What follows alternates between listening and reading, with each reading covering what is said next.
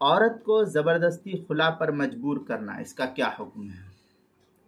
चुनांचे अगर औरत खुला पर राजी न थी, मर्द ने मारपीट कर या डरा धमका करके उससे खुला का इकरार करा लिया है, तो तलाक बहर सूरत पड़ जाएगी।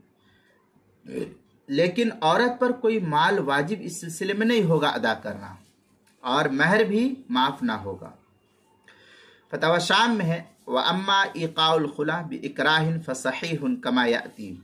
तवाशामी किताब तलाक बाबुल खुला जिल्द नंबर 5 सफ़ा नंबर 103, जो ज़करिया बुक डिपो देवबंद का हिंदी नुस्खा है फतवा शामी का। वो आगे मजीद फतवा शामी में है, तलाक व अला जाल आई कबूल मरा अल-तलाक अला माली फ़यक़अ तलाक वला शैअन अलैहा मिनल माल। इस तरीके की इबारत फतवा शामी किताब तलाक मतलब फिल मसाइल अल्लती तसिह माल इकराह जिल्द नंबर 4 सफ़ा नंबर 441, जो ज़करिया बुक डिपो देवबंद का हिंदी नुस्खा है, उसके अंदर किताबुल मसाइल 5वीं जिल्द सफ़ा 250 पर भी इसको नकल किया गया है।